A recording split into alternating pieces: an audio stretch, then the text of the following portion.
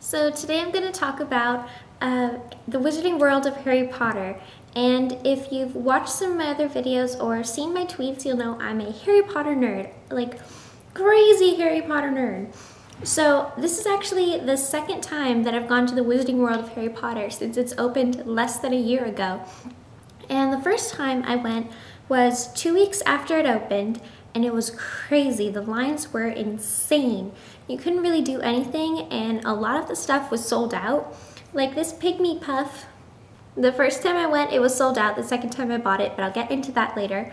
And so I went again with my family. The first time I went with friends for Labor Day weekend, which was quite a while ago, but I forgot to talk about it, and now I really want to talk about it because I was just in the mood. So first I'm going to talk about the most exciting part. Okay, so there is a bunch of rides and attractions in the Wizarding World of Harry Potter, which is part of Islands of Adventure. Obviously, it's like little island section. And they have a bunch of rides. They have the main ride, which is in the large castle. And in the castle, they have kind of like, I guess it's like a dark ride that went crazy because like you're in like a seat and you like move around a lot, and there's like screens, and they filmed scenes with the actors from the movie, so that was really cool. And like the quote line is really exciting because like paintings talk to you. It's like, oh my god. Okay, so then there's a couple of other ones. There's two roller coasters, a baby roller coaster, which is called Flight of the Hippogriff, and you ride a hippogriff with Hagrid, and you're supposed to bow to it and stuff like that. Then there's another roller coaster that's called the Dragon Challenge, where he had to get like a golden egg from a dragon. But in this one, they have the Hungarian Horntail and the Chinese Fireball. I believe that's what they're called. And it used to be the ride Dueling Dragons, but they switched it up to be those two Harry Potter dragons. And then, you know, it's a crazy roller coaster. But then the last attraction is called Ollivander's Wand Shop. And it's an interactive show. So then when you get inside the wand shop, after the long queue line, there's no express passes since it's a show.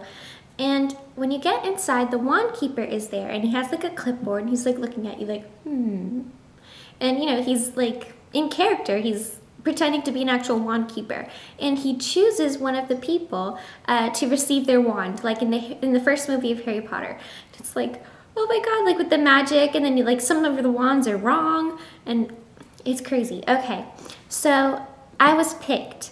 And I was so excited. When I was in the queue line, I was just like jumping around, like so jittery, because I really, really wanted to be picked. Because I mean, come on, to get a wand chosen for you, that is exciting.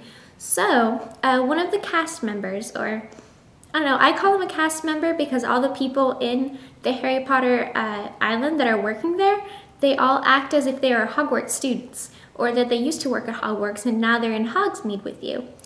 So he was in character and he was talking to me, and it was so funny because he's like, is this your first trip here? And I'm like, no, I went the second week it opened. And he's like, oh, you mean the second week it was opened for the Muggles? Yes. He was so funny. And I told him how excited I was to go into Ollivander's and hopefully be picked. And he gave me advice, and I will share this advice with you. If you want to be picked in Ollivander's Wand Shop, in Islands of Adventure, Universal Studios Orlando, you have to be very excited. As excited as I am right now, just talking about it. You have to like be in the front of the room, like staring up at him with wide eyes, and like ask him questions and talk to him. So then when the show starts, he'll pick you because he wants someone that's enthusiastic that will go along with the show. So I acted very enthusiastic. When I got inside, I went to the front of the room, and he's like, move back everyone so everyone can see. And I'm like, no, I want to be at the front. And I even told him that. And then he had like his clipboard, and I'm like, wow, there's a lot of wands here. And he's like, yes. And he's like, have you counted them? And he's like, no. Can I help you count them? No, you may not. And he was like so serious. It was so hilarious. He never broke character, and he had a great accent. I probably sounded ridiculous saying that. But so he had a great accent, and he obviously could tell I was enthusiastic, so he picked me. And I felt kind of bad about it because there were some little kids next to me that obviously wanted to be picked. But I really, really wanted to be picked. So he picked me, and first he walks up to you and he says, what's your wand arm? I hold out my right arm. He's like, yes, okay. And then he'll hand you just a wand, and he'll tell you to point at something and, you know, like say a spell. So I did that, and obviously everyone's looking at the area that I'm pointing, and while everyone's looking over there at the distraction, he presses a button underneath the shelf, and then like stuff explodes. So then it's just like in the movie. So obviously that was the wrong one for me.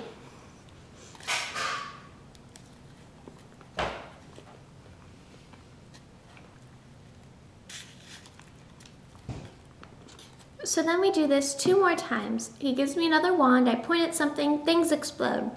And then he asks me, what's my birthday? I tell him, oh, August 25th. And he's like, I think I may have something for you. And then he goes to like this particular section. And then he goes to a particular section, and he pulls out this wand, my wand, Ollivander's. And he's like, I believe this is for you.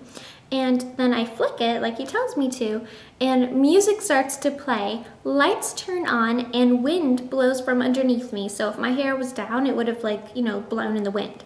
Just like in the first Harry Potter movie. And it was such a magical moment, it was so exciting.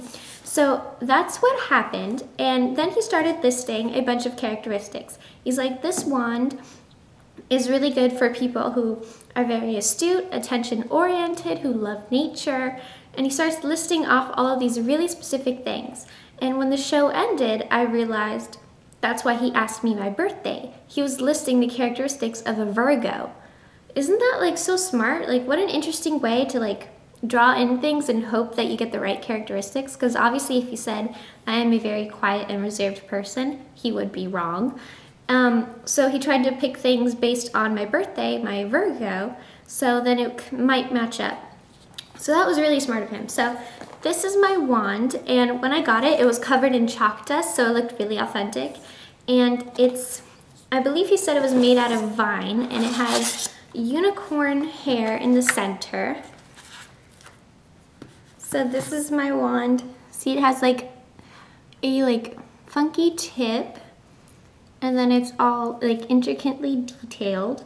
So that's so exciting. And it's actually slanted, if you notice. It's not perfect. It slants on this direction a little, which I thought that was really cool. So here's my wand. Petrificus totalis. That was so dorky of me. Okay. So this is my wand, and I'm super excited about it. So the wand chose me, and that was great. So my advice to you, if you want the wand to choose you, be extremely enthusiastic. Okay, now I'll talk about my other 2 souvenirs. I also got candy, but I can't show you that because I ate it all. So first is a pygmy puff. Isn't that cute? When you purchase a pygmy puff, you purchase them in Zonka's Joke Shop. And when you purchase it, they'll say, oh, what would you like to name your pygmy puff? And I said a name, and I'm so embarrassed because I forgot its name. I forgot this little guy's name. So I felt really bad about it. But I think I'm just gonna have to rename her. I'm gonna name her, I think, like Miss Muffin or something. I don't know, I'm not sure. I have to rename her. So they'll ask you what name you want to name her. You say a name. They will hold her up. Oh well, hold her up for everybody to see, and they'll ring a bell, and they'll say, "This is so and so. Welcome the pygmy puff," or something along those lines. So isn't that so cute? Like she gets like a christening, like, and everything. So this is my pygmy puff. I need to rename her. I don't remember what I called her. I feel really bad about that. And then I have this one. I got this in Filch's Emporium for, gosh, what was it called? Filch's Emporium for confiscated goods or something like that. It's at the end of the large ride in the castle. And it's a Gryffindor sweater. See? Though I have to say, although the sweater is really cute, it's very itchy. And this is actually a large in the children's sections. They don't have it for young adults. So it's not very flattering. It doesn't have like, you know, like a female cut. It's just like asexual, I guess.